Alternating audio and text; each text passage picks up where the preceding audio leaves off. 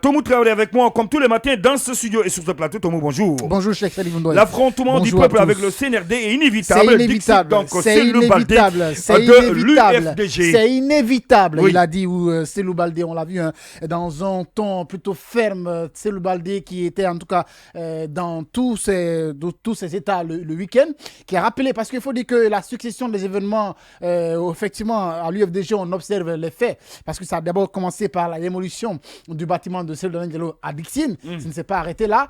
Après, il y a eu cette convocation qui est tombée à la dernière minute. Ça ne s'est pas arrêté là. Mais après, ce qu'il fâche, c'est qu'au sein de la classe politique, au sein du G58 et au sein de l'ANAD et de l'UFDG, c'est bien l'adoption de le chronogramme de la transition, les 36 mois. Alors, on estime de ce côté que l'achat de la transition sur laquelle, justement, Mamadi Doumbouya a juré de respecter, de faire respecter les textes, a été violé. On nous a promis le 5 septembre que la Guinée ne sera pas violée, mais malheureusement, on continue de violer la Guinée. Et je sais qu'à la fin de cette transition, la Guinée, en tout cas, sera enceinte d'au moins 4 jumeaux. Donc, c'est de ça qu'il s'agit.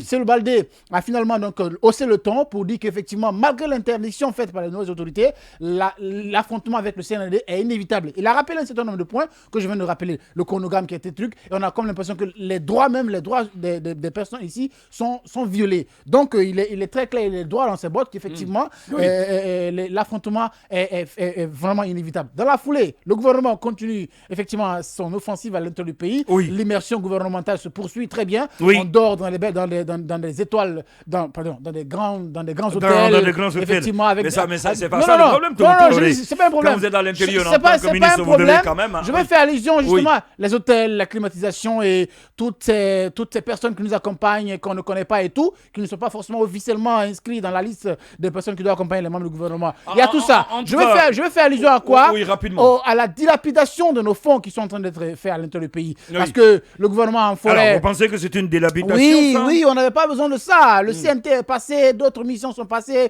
pour recueillir la vie des citoyens. Donc, on sait suffisamment ce dont la population aspire, ce dont la population a besoin. On n'avait pas besoin, même si, oui, c'est une première, il faut l'apprécier, mais après, derrière, quand même, ils sont quand même entretenus pendant ces séjours. En dehors même des services déconcentrés. Exactement. Donc, ils sont arrivés à Cancan. Ousmane Gabadelo a persisté et signé que le gouvernement n'est pas en campagne. Ce qui est faux, à mon avis. Ce qui est faux, parce que là, si on va à la rencontre des populations pour les demander d'accepter le chronogramme de 36 mois... Et de parler de la mission du CNRD... Exactement, je pense que c'est une comme campagne. Si vous êtes en campagne. C'est une campagne. On fait du Alpha Condé sans Alpha Condé. On utilise un peu les stratégies de l'ancien régime au pouvoir pour effectivement faire passer son message. Ça, quand même, c'est à déplorer. L'autre chose pour terminer là-dessus, c'est que Dr Maurice Kouyaté se fait passer aujourd'hui pour le porte-parole personnel du colonel Mamadi Doumbouya. On appelle ça un mensonge d'État.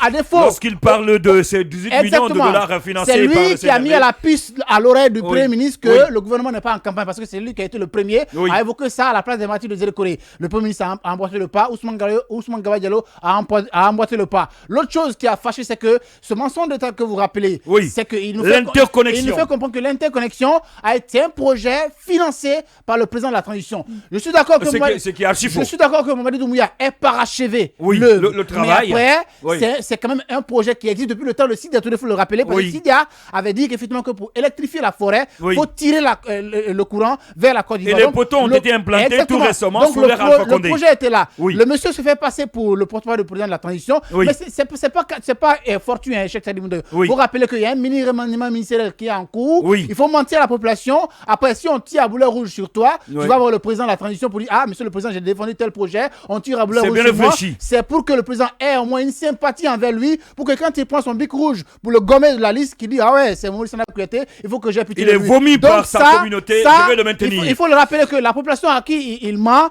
cette population n'est pas dupe. On est éveillé, on sait ce qui se passe, et le colonel Mamadi Doumbouya doit faire très attention, parce que ceux qui applaudissent aujourd'hui peuvent en tout cas le trahir demain. Peuvent le trahir demain. Merci Tomou Traoré. En tout cas, certains ont...